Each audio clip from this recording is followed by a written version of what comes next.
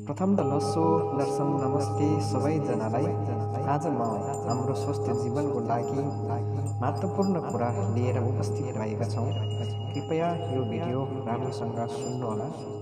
अझै धेरै जानकारी चाहनुहुन्छ भने भिजिट गर्न सक्नुहुन्छ www.drviश्वरूप.com मा जानुहोला। धन्यवाद।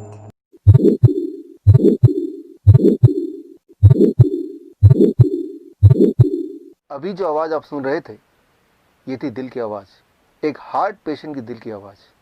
एक ऐसा पेशेंट जो 10 सालों से हाइपरटेंशन की गोलियों पे है, 20 सालों से डायबिटीज़ की दवाइयों पे है और कुछ समय से इंसुलिन पे।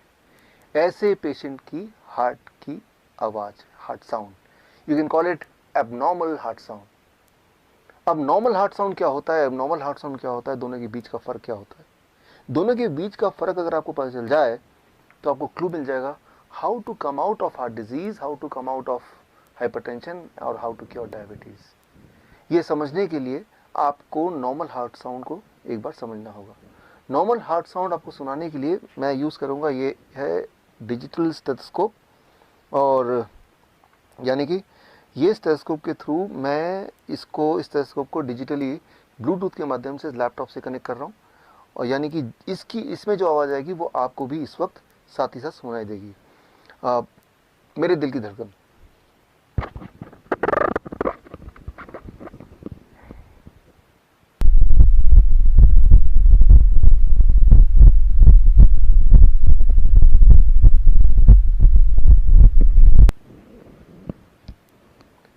अभी जो आपने आवाज़ सुनी ये है नॉर्मल हार्ट साउंड। वो जो आवाज़ थी वो थी एबनॉर्मल हार्ट साउंड। ये जो नॉर्मल हार्ट साउंड है इसमें आपने ध्यान दिया होगा तो आपने सुना होगा लब डब लब डब लब डब।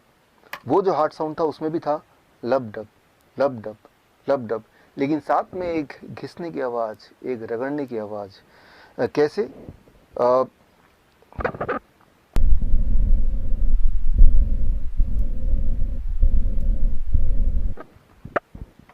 ये जो आपने आवाज़ सुनी रगड़ने की, घिसने की, वो जो आवाज़ है, वो आवाज़ अगर आप एलिमिनेट कर पाएँ, उसको अगर आप एडिट कर पाएँ तो हार्ट डिजीज़ ख़त्म हो सकता है, हाई ब्लड प्रेशर ख़त्म हो सकता है, डायबिटीज़ से छुटकारा पा सकते हैं।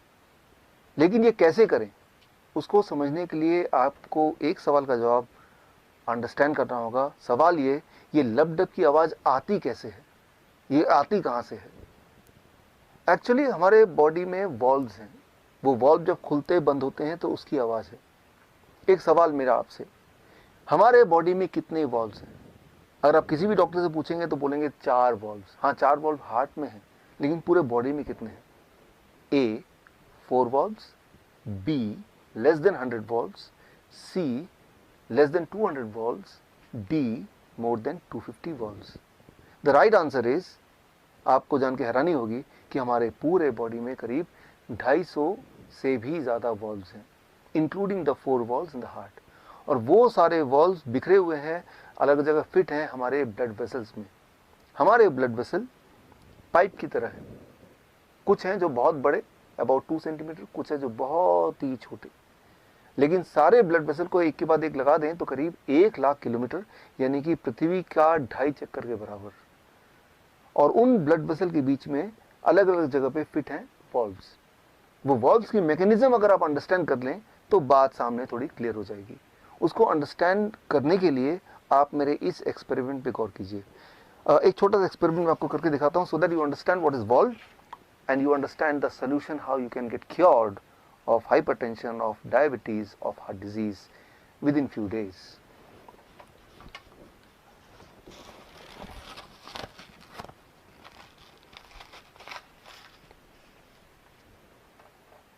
अब एक छोटा सा एक्सपेरिमेंट आपके सामने, to make you understand what are valves and what are their functioning.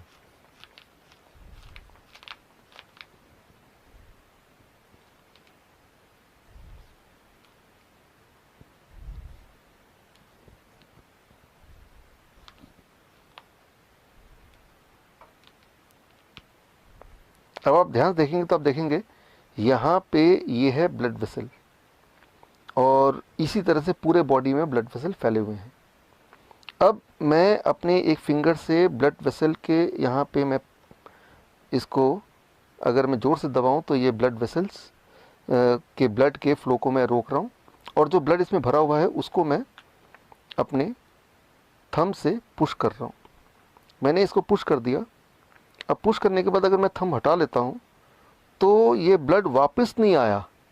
ये ब्लड वापस क्यों नहीं आया? क्योंकि यहाँ पे एक वॉल्व है, वो वॉल्व रोक रहा है ब्लड को वापस आने से। इसका मतलब वो वॉल्व अपना काम ठीक से कर रहा है। सो अब मैंने यहाँ से ये हटा दिया। अब धीरे धीरे ब्लड यहाँ से दोबारा, आप देखेंगे दोबारा से ये फ्लो होने लगा। This is called a normal functioning of valve. लेकिन कुछ पेशेंट्स में, कुछ केसेस में वॉल्व अपना काम ठीक से नहीं करती, यानी कि वॉल्व ब्लड को अपोजिट डायरेक्शन में फ्लो करने से रोक नहीं पाती ठीक से, जिसे कहते हैं वॉल्व रीगर्जिटेशन। और ऐसे में आती है सारी परेशानियां। इसको ज़रा समझें। हमारा जो ब्लड वेसल है उसमें ब्लड फ्लो होता है, जिसके माध्यम से ऑक्सीजन फ्लो होता है, जिसमें शुगर फ्लो होता है, कोलेस्ट्रॉल फ्लो होता है, कैल्शियम फ्लो होता है, मिनरल्स एंड विटामिन फ्लो होते हैं, वेस्ट मटेरियल फ्लो होते हैं, इम्यूनिटी फ्लो होती है, पूरे हमारे बॉडी का ट्रांसपोर्टेशन सिस्टम। और कुछ लोगों के केस में उस ट्रांसपोर्टेशन सिस्टम में, यानी कि ब्लड वेसल में, कहीं कहीं गड्ढे होने लगते हैं, और जिसकी वजह से शुगर का फ्लो ब्लड में ठीक से नहीं हो पाता, शुगर ब्लड में ही ठहरा रहता है।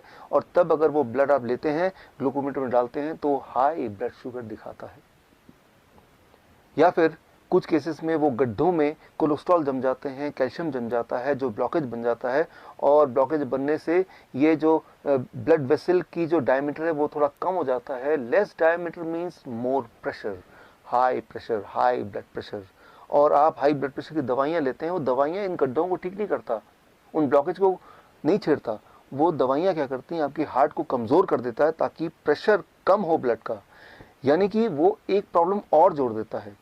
वो ब्लॉकेज को तो ठीक करता ही नहीं है, ऊपर से आपकी हार्ट को कमज़ोर कर देता है। सिमिलरली ब्लड शुगर की जो दवाइयाँ आप लेते हैं, वो क्या करता है, शुगर को ब्लड से निकाल के कहीं और छुपा देता है, हार्ट में छुपा देता है, किडनी में डाल देता है, आंखों के पीछे छुपा देता है। और जहाँ भी वो छुपाता है वो वाला ऑर्गन धीरे धीरे सड़ने लगता है। इसीलिए वो पेशेंट जो हाई ब्लड शुगर के पेशेंट है, जो डायबिटीज़ की गोलियाँ कई कई साल तक लेते हैं, वो अंधे हो जाते हैं, उनका हार्ट काम करना बंद कर देता है, उनका किडनी फेल होने लगता है, उनके एम्पुटेशन होना मजबूरी हो जाती है, क्योंकि वो पार्ट सड़ जाता है, सड़ने लगता है। यूँ मानो कि आपका घर है और आप झाड़ू लगा रहे हैं, और जो कचरा है वो डस्टबिन में ना डाल के, उसको बाहर ना फेंक के, आपने उसको बेड के नीचे छुपा दिया, आपने उसको अलमीरा के अंदर छुपा दिया। कुछ समय के लिए वो घर बिल्कुल साफ सुथरा लगेगा, लेकिन उसके बाद बदबू आने लगेगी, सड़न आने लगेगी। आप ऐसे घर में रह नहीं पाएंगे। आपका बॉडी भी एक घर है। ये जो ब्लड वेसल है, ये एक ट्रांसपोर्टेशन सिस्टम है।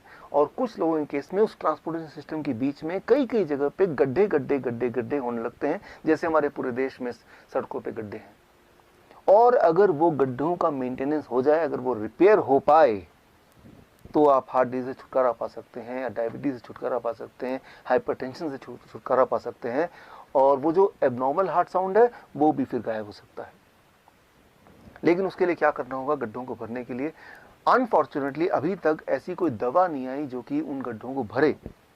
लेकिन हाँ, कुदरत ने आपके बॉडी में एक ऐसी ताकत दी है जिससे आपका बॉडी खुद ही एक तरह का गैस प्रोड्यूस करता है, जिसे आप बोलते हैं नाइट्रिक ऑक्साइड। और वो गैस जब एक लेवल से ज़्यादा प्रोड्यूस होने लगता है तो वो ब्लड वेसल की मेंटेनेंस करने लगता है। So that is Nobel prize winning science 1998। So वो जो गैस है जिसे कहते हैं नाइट्रिक ऑक्साइड, वो ब्लड वेसल के इनर लाइनिंग जिसे बोलते हैं एंडोथेलियम लेयर, उसी में प्रोड्यूस होता है, जिससे वो गड्ढे भरने लगते हैं, वो ब्लॉकेज खत्म होने लगते हैं, ब्लड ट्रांसपोर्टेशन सिस्टम स्मूथ होने लगता है, और जिससे आपका ब्लड प्रेशर नॉर्मल रहने लगता है, आपकी ब्लड शुगर नॉर्मल होने लगती है, आपका हार्ट ठीक से काम करता है, और एकदम से आप ठीक हो सकते हैं, ठीक हो जाते हैं, अगर आपका बॉडी नाइट्रिक ऑक्साइड प्रोडक्शन को बढ़ा दे। अब सवाल यह है कि हम क्या करें कि हमारी बॉडी का नाइट्रिक ऑक्साइड प्रोडक्शन बढ़ जाए। उसके लिए I have to refer the China study, the biggest ever study of human nutrition disease. Human nutrition disease के बीच का जो कनेक्शन है, उसका सबसे बड़ा जो स्टडी है, जिसे बोलते हैं चाइना स्टडी, जो 2005 में रिलीज हुई थी। उस स्टडी के अनुसार कोई भी इंसान अगर whole plant food in its natural state में अगर खाने लगे, तो कुछ एक दिनों में ये जो लाइफस्टाइल डिजीज़ है उससे वो आज़ादी पा सकता है। लेकिन इसको मैं आपको समझाता हूँ 3 सिंपल स्टेप में, how to implement the China study recommendation in your life in 3 steps, so that you can be free of lifestyle disease including hypertension, including diabetes, including heart disease within few days. Those 3 steps are, as you can see on the screen. Step 1, 12 बजे तक जो भी कुछ आप खाएं वो हो सिर्फ और सिर्फ फल, फ्रूट्स एंड फ्रूट्स। कोई भी 3-4 तरह के फल, वो मीठा हो, खट्टा हो, कैसा भी फल, वो केला हो सकता है, आम हो सकता है, चीकू हो सकता है, अमरूद हो सकता है, जो भी फल आपको पसंद हो, 3 से 4 तरह का फल जो अवेलेबल हो लें और वो एज ए ब्रेकफास्ट खाएं। कितनी quantity, it depends on your body weight. Let's say my body weight is 70 kg into 10, 700 grams or more of 4 kind of fruits, 3 to 4 kinds of fruits of your choice। एक बार में खाएं, 2 बार में खाएं, 4 बार में खाएं, 12 बजे तक आपको खाना है सिर्फ और सिर्फ फल और फल। जितना ज़्यादा खाएंगे उतना अच्छा रहेगा, राइट। नो रोटी, नो चपाती, नो चाय, नो ब्रेड, नो बिस्किट, सिर्फ और सिर्फ फल और फल, भरपूर खाना है। अब लंच, जब भी आप लंच में बैठें 2 प्लेट लेके बैठें, प्लेट 1 एंड प्लेट 2। प्लेट 1 में 4 तरह के ऐसे वेजिटेबल जो आप कच्चा खा सकते हैं, खा सकें, जैसे टमाटर, मूली, गाजर, ककड़ी, सो ये इस तरह के, या खीरा, इस तरह के सब्जियां आप लें, 4 जो कच्चा खा सकें। और जो कच्चा नहीं खा पा रहे हैं क्योंकि उनके दांत कमज़ोर हैं तो वो थोड़ा स्टीम कर सकते हैं। कच्चा ज़्यादा फ़ायदेमंद है, लेकिन अगर नहीं खा पा रहे हैं किसी वजह से तो थोड़ा स्टीम कर सकते हैं। 3 से 4 तरह की ऐसी सब्जी जो कच्चा खा सकें या स्टीम करके खा सकें वो लें। और कितना खाना है, it depends on your body weight. That is my body weight is 70 kg into 5, that is 350 grams और मोर, या फिर उससे ज़्यादा, 3 to 4 kind of vegetable। This becomes your plate 1। पहले आपको प्लेट 1 इतना खाना है, और इतना खाने के बाद अब प्लेट 2 में आपके घर का बना हुआ रोटी, सब्जी, दाल, चावल, vegetarian food with less oil and less salt. कितना खाना है, जितने में आपका पेट भर जाए। आपको लग रहा होगा कि इतना सारा प्लेट 1 यानी कि रॉ वेजिटेबल खाने के बाद क्या मैं प्लेट 2 खा पाऊंगा? पहले 2-3 दिन में शायद नहीं खा पाएंगे, लेकिन उसके बाद आप नोटिस करेंगे कि जितना ज़्यादा प्लेट 1 खाएंगे उतना आपका एपिटाइट बढ़ेगा, उतना आपका हंगर बढ़ेगा, उतना ज़्यादा आप प्लेट 2 भी खा पाएंगे। यानी कि आपकी जो बॉडी की मेटाबॉलिज्म है वो रेट बढ़ जाएगी, आपके जो खाने की कैपेसिटी वो बढ़ जाएगी, और आपका जो एनर्जी लेवल है वो भी बढ़ जाएगा। सो मैं आपको कोई चीज़ मिस नहीं करने बोल रहा हूँ, मैं सिर्फ ये बोल रहा हूँ कि आपके एक्चुअल लंच से पहले प्लेट 1 यानी कि रॉ वेजिटेबल, वो भी एक पर्टिकुलर मात्रा या उससे ज़्यादा, अकॉर्डिंग टू द फॉर्मूला, जैसे मैंने बताया, आपका बॉडी वेट इंटू 5। ये है आपका लंच। डिनर का सिर्फ 2 रूल हैं। पहला रूल कि डिनर हमेशा 7 बजे से पहले फिनिश करने की कोशिश कीजिए, और दूसरा रूल, डिनर में भी आपको वही करना है जो मैंने आपको लंच में बताया, वो है प्लेट 1 एंड प्लेट 2।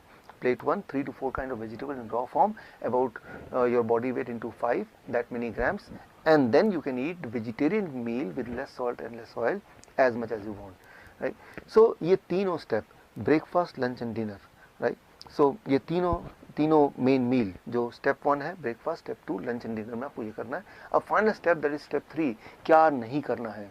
सिर्फ 2 ही चीज़ मैं छोड़ने बोलता हूँ। एक है नो एनिमल फूड। कोई भी ऐसा फूड जो एनिमल से आता हो उसको आपको नहीं लेना है, जैसे दूध, दही, मक्खन या लस्सी या अंडा या चिकन या फिश, इनको आपको नहीं लेना है, बिल्कुल ज़ीरो कर देना है। एंड नंबर 2, कोई भी ऐसा चीज़ जो पैक्ड फॉर्म में हो या रिफाइंड फॉर्म में हो या डब्बे में हो, जैसे बिस्किट या ब्रेड या रस्क या नमकीन, इन चीज़ों को आपको नहीं लेना है। ये सिर्फ 2 चीज़ छोड़नी है। और हाँ, एक चीज़ और जोड़ लीजिए, रोज़ अपने बॉडी को करीब 40 मिनट सनशाइन दिखाइए। 30 से 40 minute you expose your body to sunshine, that becomes your step 3। If you follow these 3 steps, अगर आप ये 3 स्टेप्स आप फॉलो करते हैं, so within the first 3 days your blood sugar will start coming to normal, यानी कि you will be force to stop the medication, you will be force to taper the insulin. अगर आपने insulin कम नहीं किया या ख़त्म नहीं किया, so you may land up in a hypoglycaemic state, and that itself is very dangerous. Within the first 7 days your blood pressure will start reducing, आपका blood pressure कम होने लगेगा 7 दिन के अंदर, यानी कि आपको ब्लड प्रेशर की दवाइयाँ छोड़ना पड़ेगा, आपकी मजबूरी हो जाएगी छोड़ना। विद इन 1 month आपका एंजाइना यानी कि चेस्ट में जो पेन है वो ख़त्म होने लगेगा, ऑलमोस्ट ख़त्म हो जाएगा 1 महीने के अंदर। आप जब चढ़ेंगे 3 मंजिला भी तो आप हाफेंगे नहीं। पहले 3 बार रुकना पड़ता था, तो आपको 1 बार भी रुकना नहीं पड़ेगा। और हाँ, वो जो हार्ट साउंड था, एबनॉर्मल हार्ट साउंड, वो घिसटने वाली साउंड, वो भी अब नहीं आएगी, वो भी अगर आप स्टेथोस्कोप से सुनेंगे वो भी नहीं होगा, वो गायब हो जाएगा. So that will happen within the first 1 month. Your angina will go, your heart disease will go, that abnormal heart sound will also vanish, right? So that you can expect within 1 month. Within 2 months your thyroid will become normal, यानी कि thyroid की दवा आपको छोड़ना पड़ेगा या उसको taper down करना पड़ेगा. और अगर आपने ऐसा नहीं किया तो हाइपोथायराइड का हाइपरथायराइड भी हो सकता है, जो कि अगेन एक बहुत बड़ी प्रॉब्लम है. And with in the first 3 months आपका बॉडी वेट नॉर्मल रेट में आ जाएगा, यानी कि normal BMI in a healthy weight category में आ जाएगा. And this all will happen with in the first 3 months of following this diet in these 3 steps. कई बार मेरे पास patient आते हैं, वो बोलते हैं डॉक्टर साहब मैंने आपकी रिकमेंडेशन को फॉलो किया और 3 महीने के अंदर मेरा ब्लड शुगर, मेरा ब्लड प्रेशर, मेरी हार्ट डिजीज, बॉडी वेट हर एक में फ़ायदा हो गया, अब मुझे इस डाइट पे कब तक रहना है. मैं उनको एक ही उदाहरण देता हूँ, और वो उदाहरण ये कि मान लो कोई आदमी आपके पास आता है पूरी तरह से कीचड़ से लथपथ, आपको बोलता है कि मुझे साफ़ होना है, मुझे क्या करना है. आप बोलेंगे जाइए जाके नहा लीजिए. वो नहा के साफ सुथरा हो क्या आता है, बोलता है कि मुझे कब तक नहाना है. अरे भाई, जब तक आपको साफ रहना है, यानी कि जीवन में हर दिन. सिमिलरली आपका जो ब्लड वेसल है वो रोज ही टॉक्सिन उसमें भर जाते हैं, जम जाते हैं, और रोज ही उसकी मेंटेनेंस होने की आवश्यकता होती है.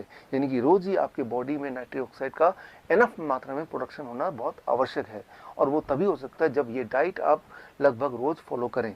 हाँ, एक छूट मैं आपको दे सकता हूँ, दैट इज चीटिंग डाइट. हफ्ते में एक दिन आप कभी पार्टी में जाते हैं, कभी पिकनिक में जाते हैं, कभी कोई बर्थडे एक्सेट्रा में जाते हैं, तो एक दिन के लिए you can enjoy the flexibility, you can ignore these rules and you can eat whatever luxury food you want to eat. लेकिन वो सिर्फ हफ्ते में एक दिन, वो अभी नहीं, आज से 3 महीने तक ये डाइट फॉलो करने के बाद जब पूरी तरह से आप बीमारी से आज़ाद हो जाएंगे, दवाइयों से आज़ादी मिल जाएगी, तब हफ्ते में एक बार you can go for a cheating diet. यानी कि मैं ये बोलना चाह रहा हूँ कि you are enjoying the social celebration also and you are enjoying the good health also. ये डाइट अगर आप फॉलो करेंगे तो आप बीमार पड़ नहीं सकते, और जो बीमार हैं वो बीमार रह नहीं सकते. This is doctor Vishwaroop Roy Chowdhury. All the best. Jai Hind. Thank you.